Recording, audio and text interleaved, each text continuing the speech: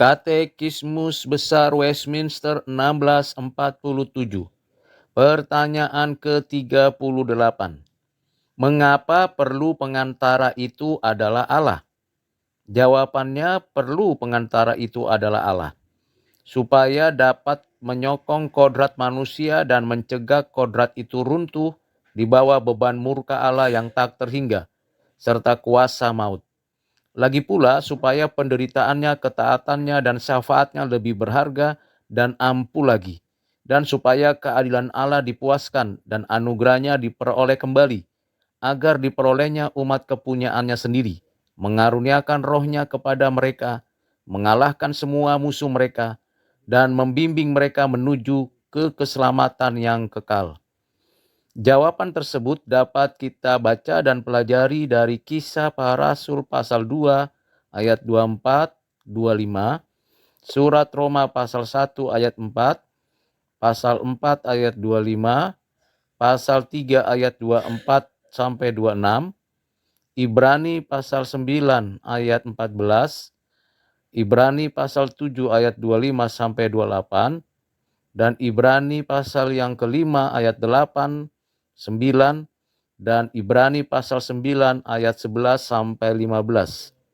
Juga kita dapat membaca dan mempelajarinya dari Kisah Para Rasul pasal 20 ayat 28, Efesus pasal 1 ayat 6, Matius 3 ayat 17, Titus 2 ayat 13 sampai 14, Galatia 4 ayat 6, dan Lukas pasal 1 ayat 68, 69, 71, dan 74. Kita akan mempelajari satu persatu penjelasan yang sudah disampaikan dari katekismus ini.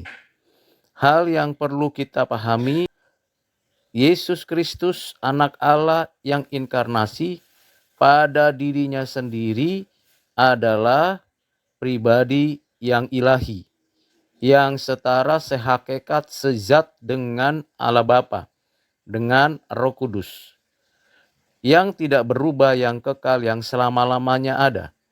Pengantara ini datangnya dari Allah dan memiliki kompetensi, kualitas, dan kekuatan untuk menyokong kodrat manusia dan untuk menahan, mencegah beban murka Allah yang tak terhingga. Dengan demikian, segala penderitaan, ketaatan, syafaat sungguh-sungguh dapat dijalankan, dilakukan dengan sempurna. Dan tentunya itu dilakukannya dengan keadilan, kebenaran, dengan anugerah yang sempurna, agar setiap umat pilihannya mendapatkan penebusan yang sempurna. Dan kita bersyukur karena Yesus Kristus, anak Allah yang tunggal, telah menyatakan dirinya, menjalankan ketetapan Allah di dalam kekekalan, mengaktualisasikannya melalui inkarnasinya, dan tentunya ia sendiri telah melakukannya dengan penuh kesempurnaan. Kiranya pemahaman ini menolong kita bahwa tanpa adanya pengantara yang satu-satunya yang datangnya dari Allah, maka tidak ada kemungkinan lagi untuk manusia mendapatkan penebusan, keselamatan, dan tidak mungkin ada lagi yang mampu menahan murka Allah, dan tidak akan ada lagi manusia yang mendapatkan keselamatan. Namun kita bersyukur karena di dalam ketetapan kekal Allah, pengantara itu dapat dilakukannya dan dikerjakannya dengan sempurna, sehingga setiap orang pilihan, setiap orang-orang yang ada dan hadir dalam sejarah, yang adalah umat kepunyaannya sendiri, mengalami penebusan keselamatan yang kekal. Tuhan memberkati kita untuk mengerti bagian ini yang datangnya dari Allah.